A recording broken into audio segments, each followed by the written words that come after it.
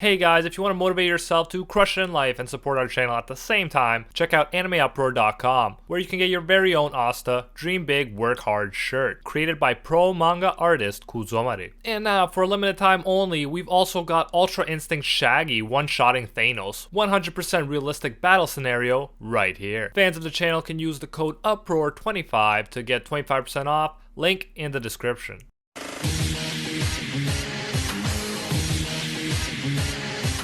What up guys, Goes in here for AnimeUproar, and today we are going to be talking about every Eye of the Midnight Sun member and their powers. So far I have done this kind of video for the Magic Knight Captains, for the Black Bulls, and now for the Eye of the Midnight Sun. I chose to work on this video because A, it was requested, and B, the Midnight Sun is shrouded in so much mystery and is playing a big role in the anime and manga right now, so doing this video just makes sense. Plus, I am excited to re-examine the powers of all the members because there are some really interesting ones in this group. If you want the Black Clover videos to keep on coming, make sure to smash that like button to let me know. If you haven't, make sure to join the Black Bulls of YouTube by hitting that subscribe button and ringing that magic YouTube bell, so you don't miss any new Black Clover videos. If you want even more Black Clover content, follow us on Instagram and Twitter at AnimeUproar. Remember to leave your suggestions for future videos in the comments and upvote suggestions you like. If you haven't guessed by now, there is spoiler magic ahead, you've been warned. Okay, now let's jump into the madness. We're going to be looking at all of the characters who are or were members of the Eye of the Midnight Sun. However, this video will not include reincarnated elves who are currently possessing magic knights, since they are sort of the product of the Eye of the Midnight Sun, and more importantly, I've covered their magic in other videos or will cover it when I get to their magic knight squad.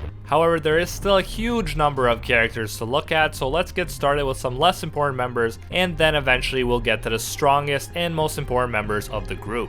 Let's start with Heath Grace, who believes that commoners with their small quantities of magic are nothing more than beasts. As a result, he does not hesitate to kill commoners. In his mind, he sees them as undesirable insects rather than as humans.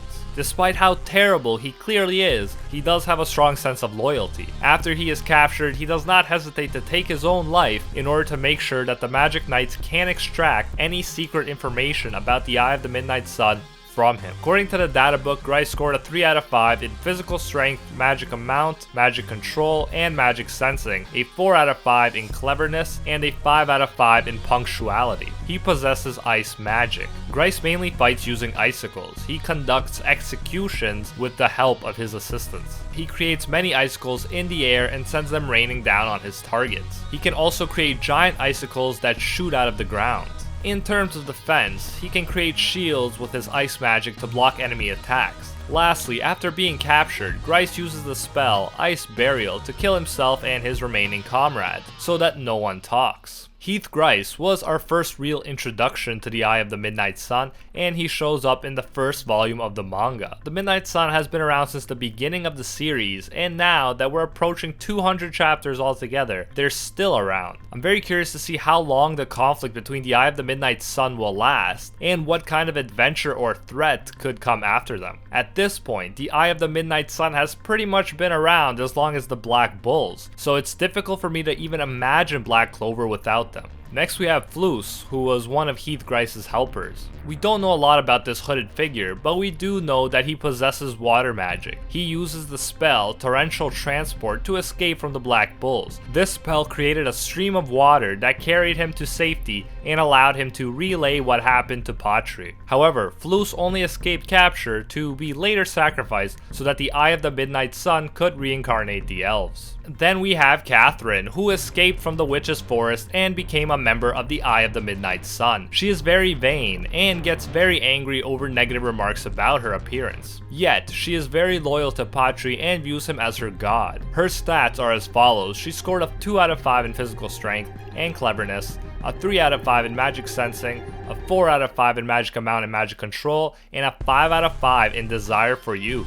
Catherine actually possesses the same type of magic as Zora, which is ash magic. However, instead of combining it with trap magic, she combines it with curse magic. Curse magic spells are not over after they hit their target. They actually include longer lasting effects. She has the spell Ash Absorbing Formation, which allows her to drain people's mana and youth. Victims of the spell quickly age and deteriorate, while the spell seems to help the witch look younger herself. She also has the spell Joyful Destructive Ash, where she launches balls of ash towards the enemy. The balls contain cursed magic and are able to deteriorate the target's senses if they land. The more ash balls hit, the worse off the target. When Yuno is fighting Catherine, he ends up temporarily losing his sight and hearing. His body even goes numb. Eventually, Yuno loses access to all 5 senses, but this improves his ability to detect mana. Because of this, Yuno is able to summon the Wind Spirit and send the spell Sylph's Breath, a giant concentrated ball of wind flying at Catherine. Catherine is able to defend against the attack by using up the mana she has collected so far. After she uses up her mana, she looks old again and is desperate for more mana, but unlucky for her, Charmy is there to one-shot her. So despite her interesting magic, Catherine was taken out pretty easily and eventually sacrificed by the Eye of the Midnight Sun. Next we have George. A calm dude with a big scar on the left side of his face. He respects Patri because he didn't abandon him when all others did, and he feels like no matter what he does, he could never repay him. He uses wind magic. The spell Tornado Needles allows George to penetrate people with multiple needles made out of his wind magic. This move is fast and inflicts serious damage on Asta and Leopold, but luckily for them, the magic knights that were teleported away come to the rescue before Asta and Leopold can be finished off. Like with Catherine, the Wizard King uses Marx's memory magic to get George to spill the beans about Gelder being a traitor. He is later sacrificed by the Eye of the Midnight Sun, so you can say that Patri didn't really have his back like George thought. Now we're going to get into some members that we saw in action during the Underwater Temple arc. Toik is an anime-only character, meaning he did not appear in the original manga. He possesses mosquito magic, which allows him to fire several metallic needles around his opponent.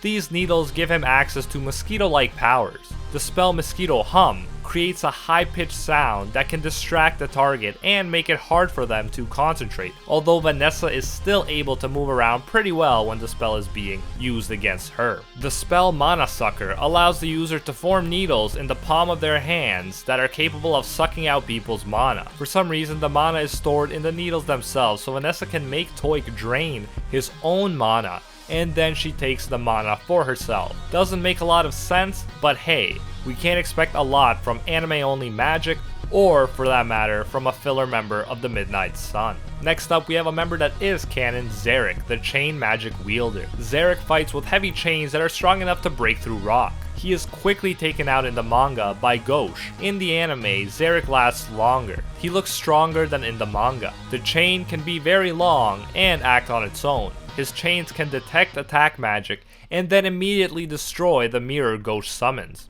In the anime, he also has a good defensive move, where he creates a barrier of chains around himself and successfully blocks Ghosh's mirror attacks. The spell Heavy Chains makes the weight at the end of the chains much bigger and heavier, increasing Zarek's destructive potential. Ghosh even says he's stupidly strong in the anime. Despite how prolonged the fight is, it eventually finishes off the same way, with a transformed Grey distracting him while the real Ghosh catches him off guard and finishes him off with his move Large Reflect Ray. Let me know what you guys think about all the added material in the anime. Do you like the fact that we get some extra anime only material? Or would you prefer that they only use manga material in the anime? Then there's Zuta and his Vine magic. After their victory against Zarek, Zuta traps Ghosh and Grey with his spell Bind Vine. Vines wrap around them, leaving them suspended in midair, unable to move. Zuta's vines also drain his opponent's magic, meaning they get weaker and weaker the longer they remain trapped. Luckily for Ghosh and Grey, they are able to wake up Charmy and she effortlessly defeats Zarek by summoning a giant ram that beats him senseless. Next is Abari, the bald dude with no pupils. He uses spatial magic. His spell Different Dimension Sphere allows him to isolate Yami in another dimension, so he can go help his squad. Usually, no one should be able to escape from such a spell, but Yami unlocks the move Dark Cloak Dimension Slash, which allows him to cut through dimensions. No surprise there. This move lets him cut through Abari's spell, and then of course, beat him to a pulp. Now let's fast forward a bit to the Eye of the Midnight Sun's assault on the Witch's Forest. Shidan is one of the members present, and probably the biggest pervert in the group.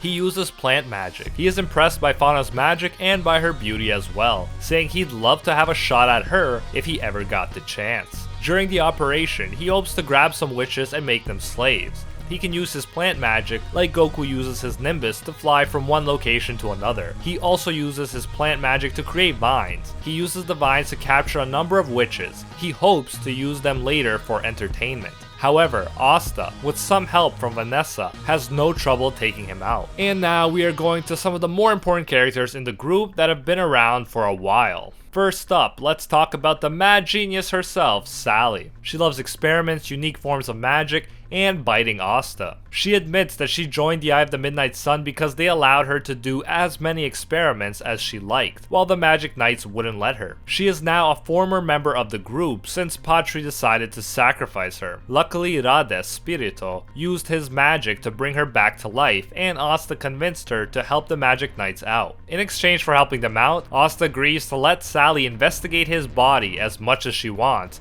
and of course, Sally can't say no to that. Her stats are as follows. She got a 2 out of 5 in physical strength, a 3 out of 5 in magic sensing, a 4 out of 5 in magic amount, magic control, and cleverness, and a 5 out of 5 in inquisitiveness. She possesses gel magic. She usually uses her magic to summon a big sticky salamander. This salamander can be very useful. It is able to absorb Magic Captain Nozelle's Rain of Silver attack. The salamander also makes Gauche's mirror magic pointless because the beams get refracted inside the salamander. She can manipulate the gel that makes up the salamander any way she wants. For instance, she uses the gel to grab Asta, and she can also trap things inside the salamander. She can even make salamanders several stories tall to match the height of Henry's Black Bull mecha. So yeah, her magic is pretty good, but her real strength lies in her intellect. Ever since she joined forces with them, Sally has been a valuable asset to the Black Bulls, and it was because of her that they eventually came up with a strategy to beat the elf-possessed Dorothy. I'm glad that Rades brought her back to life because she is always entertaining to watch. Now let's talk about Valtos, the sad circus clown of the group. He is extremely loyal to Patri and is more devastated than Sally when he figures out that Patri sacrificed them. After he is brought back to life by Rades, he just wants to hear the truth about what happened from Patri himself. He scored a 2 out of 5 in physical strength, a 4 out of 5 in magic amount, magic control, magic sensing, and cleverness, and a 5 out of 5 in usefulness. Valtos possesses spatial magic, which he uses earlier on in the series to help Patri. He uses his magic to create portals that can transport him, his allies, or his enemies to desired locations. He was behind the black holes that teleported most of the Magic Knights away from the capital during the attack where Fugolion lost his arm. When he fought Asta, he formed a number of portals around himself that connected to portals around Asta. Then, he went on to shoot magic bullets through the portals. However, his plan backfired. Asta used Valtos' own portals to his advantage. He jumps through a portal to get to Valtos and then punches him in the face. As with Sally, Valtos is now helping out the Black Bulls to atone for his sins. The Black Bulls are lucky to get access to his useful power. Finral has spatial magic too, but I've never seen him teleport something as big as the entire Black Bull base like Valtos did. After Valtos, we have the guy who brought him and Sally back to life, Rades Spirito. Rades is an ex-member of the Purple Orca squad. He always seems to be driven by revenge. First, he wants revenge on the Clover Kingdom for banishing him, and then later, he wants revenge on Patri for sacrificing him. In the data book, his stats were as follows. He scored a 3 out of 5 in physical strength, magic control, magic sensing, and cleverness, a 4 out of 5 in magic amount, and of course a perfect 5 out of 5 in vengeance. Rades possesses Soul Corpse magic. This is a pretty OP type of magic that allows him to control corpses using his mana. He can create an army of regular corpses, but what's even more interesting is that he can also create much stronger special corpses. He actually numbers these special corpses.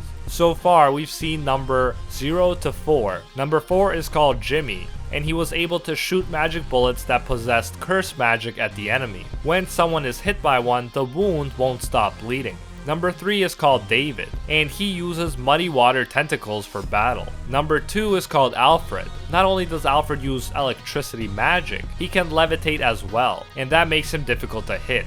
Number 1 is called Carl, and he is able to create a strong magical barrier, strong enough to withstand a powerful fire attack from a Magic Knight captain. Carl can also fire projectiles at the enemy, but this ends up being his major weakness. When the projectiles are fired, the mana barrier thins in places for a brief moment, and Fuegoleon defeats Carl by taking advantage of this weakness. If Rades was more careful, he probably could have withstood all of Fuegoleon's magic attacks, but as usual, he proves to be too rash for his own good. Lastly, number 0 is called Michael Sezol. This corpse is especially strong because it was made from the corpses of 2 former Magic Knight captains. Because of this, it can use 2 different elemental types of magic at the same time, namely wind and spike magic. Although number 0 has Gauche, Gordon, and Gray on the ropes, Henry shows up in the nick of time and is able to defeat the corpse with his Black Bull mecha. Later on, as if his magic wasn't already impressive enough, Rades unlocks a resurrection spell. This spell allows him to bring himself, Sally, and Valtos back to life after Patri tried sacrificing them. Now the limits of the spell aren't clearly outlined, so we'll have to wait and see how he uses it in the future. In the manga, it says that his new spell calls back the souls of the sacrificed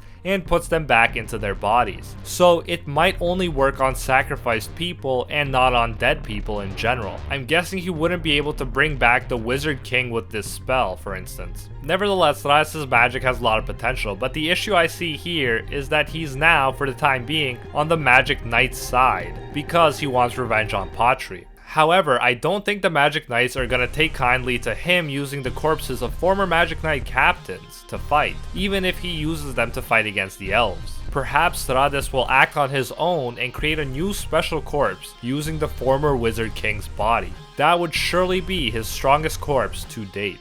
Next up, we have the Third Eye. First up, we have Vetto, the hairy dude that's all about despair. He scored a 3 out of 5 in cleverness, a 4 out of 5 in magic amount and magic sensing, and a 5 out of 5 in physical strength, magic amount, and brute force. He possesses beast magic. This type of magic is so rare that Julius Novachrono, the magic nerd himself, hadn't even heard of it before. His magic allows him to take on animal attributes that would assist him in a fight. For instance, he can use his mana to form a bear's claw, which drastically increases his attack power, even allowing him to break Yami's katana. He can use the spell Rhinoceros Armor to block attacks, and the spell Cheetah Charge to drastically increase his speed. This guy is truly impressive. After all, it's rare that anyone is fast enough to catch Yami off guard. Then combine that with his brute power and you get quite the deadly foe. When his third eye opens, he becomes even more powerful. He uses mythical beast magic to regrow his entire right arm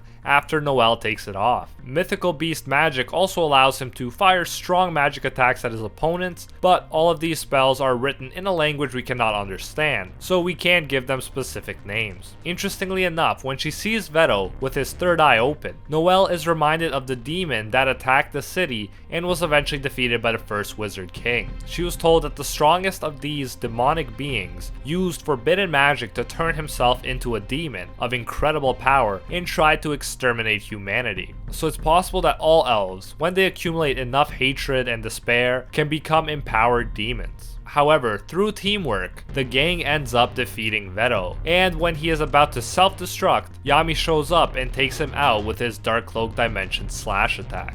Nevertheless, both Vetto and Fana are eventually reincarnated into artificial bodies created by Mad Genius Sally. So they're both currently alive, and we'll probably get to see them fight again soon enough. Now, let's take a closer look at Fana. Fana the elf takes over the body of the other Fana, Mars's girlfriend. I'll just refer to her as Elf Fana to avoid confusion. So Elf Fana is a very hateful person. She is extremely loyal to Patri and will not hesitate to kill anyone who hurts him. Her stats are as follows. She got a 3 out of 5 in cleverness, a 4 out of 5 in physical strength, magic control, and magic sensing, and a 5 out of 5 in magic amount and incinerating power. Elf Fana has rare powers. For starters, she uses 2 different types of elemental magic, namely fire magic and crystal magic. This is usually not possible, but elf Fana was able to do it because the Diamond Kingdom patched human Fana's grimoire with Mars's grimoire and vice versa, so that both of them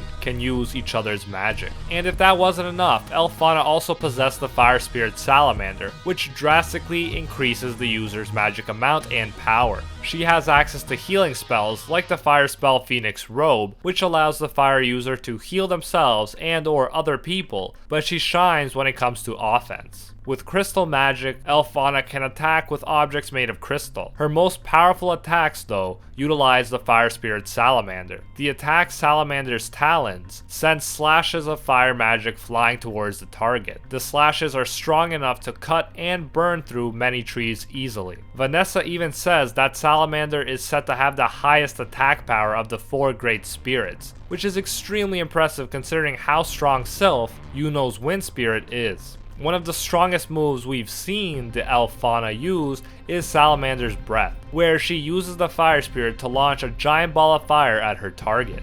Unfortunately for elf Fana, no matter how strong the spell may be, Asta can still send it flying back at her. In the end, Mars, through the power of love, is able to exorcise the elf out of Fana's body. Nevertheless, elf Fana and Salamander were powerful opponents. As I mentioned before, the elf Fana does get reincarnated into an artificial body, but she no longer has Salamander, who is now with Fuegoleon. Honestly, I could not be happier that Fuegoleon ended up inheriting the spirit with the highest attack power. Fuegoleon's future fights are definitely gonna be lit. Then we have Rhya, in my view the strongest member of the Third Eye. Unlike the other two, he doesn't die before getting fully reincarnated, despite facing off against Mereoleona. He is known as Rhya, the disloyal, but he seems pretty loyal to the elves so far, although this might foreshadow some future complications. After all, he was momentarily touched by Asta's words when Asta said he'll create a country where everyone can live in acceptance and laugh with one another. So maybe he will eventually come around, but for the time being, Rhya the Disloyal has ironically been extremely loyal to the Eye of the Midnight Sun. His statistics are as follows. He scored a 4 out of 5 in physical strength, magic sensing, and cleverness, and a 5 out of 5 in magic amount, magic control, and disruptive power. He possesses imitation magic. When he touches someone's grimoire, he can copy their spells, but it doesn't work properly with Asta's anti-magic. Notably, the copied attack is not necessarily weaker than the original. In fact, the stolen magic power's strength is converted to his own tremendous magic power, so he usually far surpasses the power of the original. So far, we have seen Rhya use light magic, dark magic, spatial magic, permeation magic, water magic, and even fire spirit magic. Since he's still alive, he can keep adding more types to his already OP collection. Furthermore, after being fully reincarnated, he can now use more than one elemental type of magic at the same time, making him even more OP. He could use permeation magic in combination with light magic, for instance, which would make him near invincible. I could go on about the insane speeds he can reach using light magic in combination with spatial magic, or the tremendous amount of magic power he possesses, but I think you get the point. After his full reincarnation, he is a formidable opponent, and partly due to his easygoing attitude, he remains my favorite member of the Third Eye. Now we have reached the elf that has been leading the Eye of the Midnight Sun all this time, Patri. Patri shares William Vengeance's body, and surprise surprise, he wants vengeance. He wants revenge on all humans, so William's last name definitely foreshadowed this, but it wasn't as straightforward as might be expected, since it is not William who wants vengeance, but an elf that secretly shares his body. Patri's statistics are as follows. He scored a 4 out of 5 in physical strength, magic sensing, and cleverness, and a 5 out of 5 in magic amount, magic control, and leadership. He possesses a rare 4-leaf Clover grimoire that contains light magic spells. Not only does he have OP attacks like Ray of Divine Punishment and Arrows of Judgment, light magic is also said to be the fastest type of magic. In addition to that, he has access to healing magic and reincarnation magic. Patri may not be the strongest character in the show, but he was able to come up with a way to defeat the Wizard King himself, showing that he can think quick and devise effective plans even in the heat of battle. And there's only one more character after Patri that we'll be talking about in this video, and he is the person that Patri pretended to be at the beginning of the series. Of course, I am referring to Licht, the leader of the elves, who has been brought back to life thanks to Patri, who has attained the required magic stones and subsequently resurrected all of the elves. Licht doesn't seem to be quite himself yet, and he never voluntarily joined the Eye of the Midnight Sun per se, but we can't not include him in this video because of how important he is and how clearly tied up with the actions of the group he is. Licht possesses sword magic. Asta's grimoire and swords used to belong to him. Licht is extremely powerful and is able to take out both Asta and Yuno at their strongest without much trouble. Since he's been resurrected, he prefers to fight with the Demon Dweller's sword, which he uses exceptionally well. He is able to absorb the strongest of magical attacks and send them flying back at the enemy. He is extremely quick to the point where Asta's eyes cannot even keep up with his speed, and according to Asta, Licht's ki and mana cannot even be sensed. He is able to use top level forbidden spells like the one that summoned the ancient demon. It is clear that we have yet to see what he is truly capable of, but it is already obvious that he is the strongest opponent our main characters have had to face so far. And that is it for today's video, guys. Thanks so much for watching. If you are really curious about all of the elves that got reincarnated into Magic Knight bodies, then let me know and I might make a special video about all of the elves and their enhanced powers. Make sure to smash that like button if you joined the video, and join the Black Bulls of YouTube by hitting that subscribe button and ringing that magic YouTube bell. If you are burning up to see a specific video, let me know what it is in the comments. If you're starving for more Black Clover, you can always get even more content on our Instagram and Twitter at AnimeUproar. And if you're like me and you want to use anime to help motivate yourself to crush it in life, you should check out our Asta Dream Big Work Hard t-shirt at AnimeUproar.com. I will put a link in the description, and fans can get 25% off by using the code UPROAR25. Thank you again for all of your support, it means a lot to me, and until next time, see ya, Space Cowboy.